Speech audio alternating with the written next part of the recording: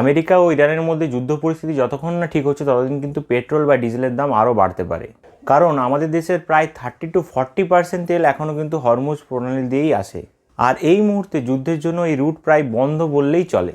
তাই এই ডিমান্ড আর সাপ্লাইয়ের গ্যাপের জন্যই কিন্তু তেলের দাম বাড়ছে।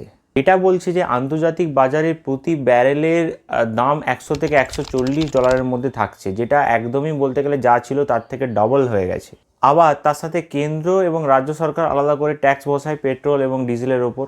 এই বর্তমান সিচুয়েশনে কেন্দ্র সরকার ট্যাক্স কমিয়ে বা এক্সাইজ ডিউটি পেট্রোলের উপর কমিয়ে প্রায় 12 টাকা করেছে, অন্যদিকে রাজ্য সরকার প্রায় 13 টাকা করে ভ্যাট ভ্যালু অ্যাডেড ট্যাক্স বসাচ্ছে এইগুলোর উপর, এই পেট্রোলের উপর। তাহলে এবার যদি আমরা এই 12, 13 এবং 90 যদি ধরে নিয়ে যোগ করি এই তিনটেকে, তাহলে আমরা 115 টাকা পাবো। এই 90 হলো পেট্রোল বা ডিজেলের প্রোডাকশন কস্ট বলা যেতে পারে, বা আরও সহজভাবে বললে এই অপরিশোধিত তেলকে বিভিন্ন কোম্পানিগুলো পরিশোধন করে যখন মার্কেটে নিয়ে আসছে, এই গোটা প্রসেসের জন্য যে দামটা হচ্ছে সেটা হচ্ছে 90। এই 90-র সাথে যে ট্যাক্সগুলো আছে কেন্দ্র এবং রাজ্য সরকার 12 এবং 13 টাকা যোগ করলে আমরা অ্যাপ্রক্সিমেটলি 115 টাকা পাচ্ছি।